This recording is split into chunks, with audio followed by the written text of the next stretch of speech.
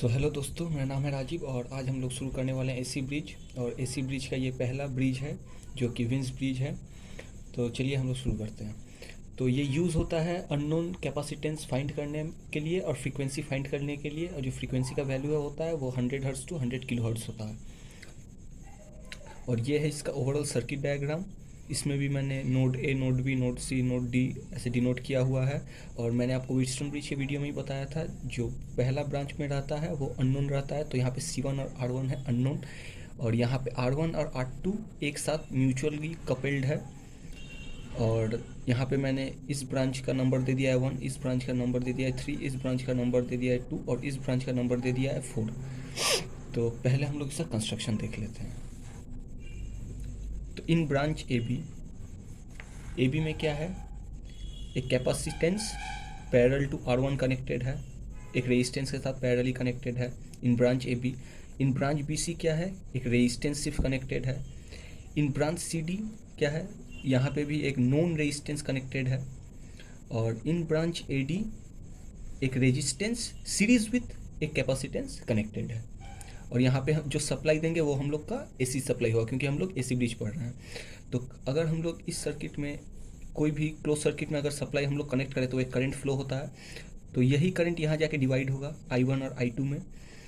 वही करंट फिर यहाँ जाके I1 माइनस डी होगा, क्योंकि यहाँ पे अगर नोडल एनालिसिस लगाए तो incoming current equals to outgoing current.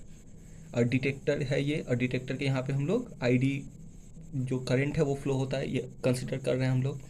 तो यहाँ पे अगर नोडल एनालिसिस लगाए तो incoming current equals to outgoing current. तो इसके हिसाब से यहाँ इस ब्रांच में जो करंट फ्लो होगा वो क्या होगा, ये माइनस ये, तो I1 माइनस ID। सिमिलरली यहाँ पे भी क्या होगा, I1 ID क्या है इनकमिंग, तो I2 प्लस ID यहाँ पे फ्लो होगा। ठीक है, अब हम लोग करेंगे यहाँ पे। तो देखो कैपेसिटेंस है, व्हीटस्टोन ब्रिज क्या था, डीसी ब्रिज, तो उसमें हम लोग रेजिस्टेंस ले रहे थे। पर यहाँ पे क्या होगा, यहाँ पे तो कैपेसिटेंस भी है रेजिस्टेंस भी है, तो यहाँ पे हम लोग को इम्पीडेंस लेना पड़ेगा। समझ रहे हो बात को, यहाँ पे हम लोग को इम्पीडेंस लेना पड़ेगा। तो जो पहला ब्रांच है ए बी ब्रांच है, तो ए बी ब्रांच से हम लोग को, अगर हम लोग इस सिर्फ ए बी ब्रांच के अक्रॉस हम लोग इम्पीडेंस फाइंड करें, तो ये सी और ये आर का वैल्यू हम लोग को कंसिडर करना पड़ेगा। तो यहाँ पे आर क्या है, सी के साथ पैरेलल में है, तो पैरेलल ऑपरेशन हम लोग को जानते हैं। उससे पहले ये जो कैपेसिटेंस है, कैपेसिटेंस का यूनिट क्या होता है, फैराडे, और रेजिस्टेंस का ओहम।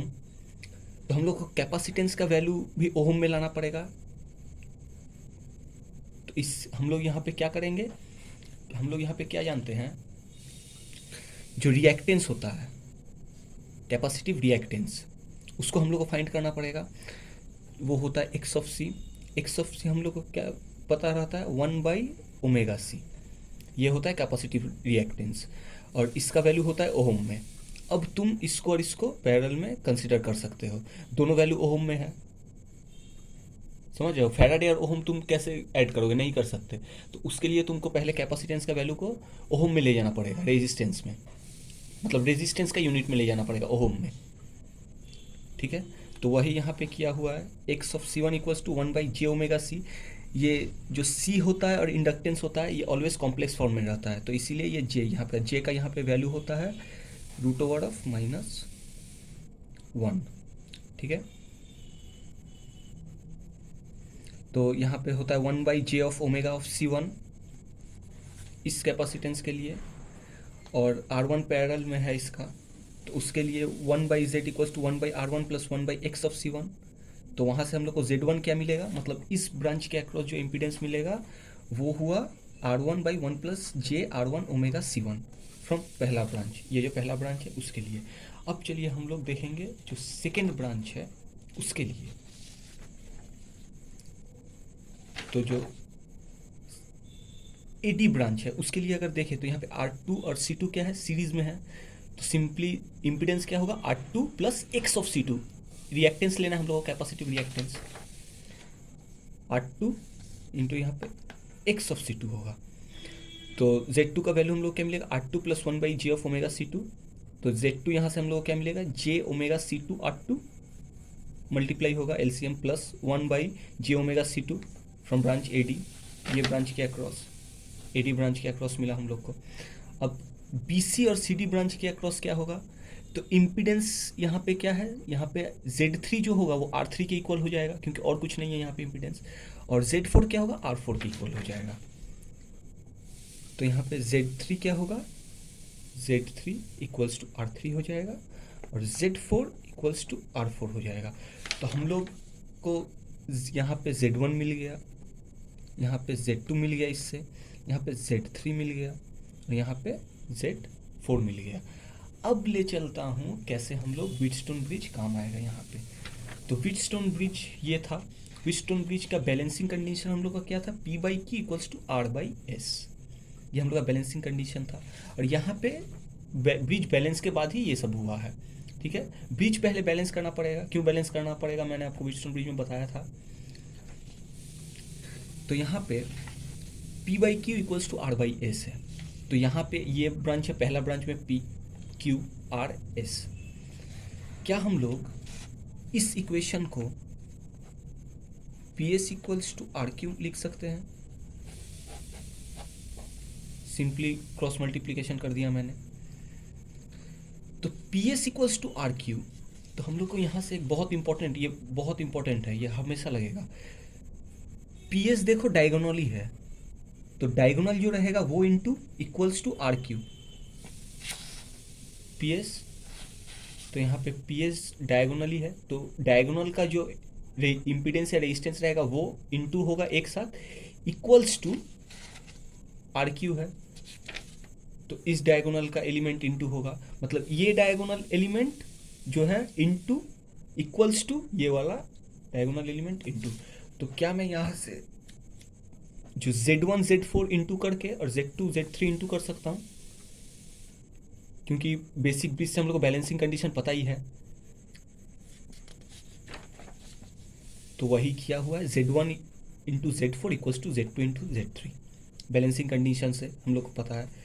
अब हम लोग putting all the values of impedance, Z1 का वैल्यू पता है, Z4 का वैल्यू पता है, Z2 का वैल्यू पता है, और Z3 का भी वैल्यू पता है। तो अगर हम लोग सब वैल्यू को पुट करें तो Z4 का Z4 ही था, Z3 का Z3 था, और Z2 का इतना बड़ा वैल्यू था, Z1 का ये वैल्यू था। अब हम लोग R3 को यहाँ पे ला दिए और इसको नीचे, मतलब क्रॉस जो R3 नीचे आएगा ये भी नीचे जाएगा इसका। तो वहाँ से हम लोग को ये इक्वेशन मिला। अब हम लोग, ये तो इमेजिनरी पार्ट है, जो J पार्ट होता है वो इमेजिनरी पार्ट होता है। तो यहाँ पे 1 2 ये दोनों इमेजिनरी पार्ट है। तो by comparing the real part क्या है जिसमें ये J नहीं है, वो है रियल पार्ट। और इमेजिनरी पार्ट क्या है, जिसमें ये J का वैल्यू है।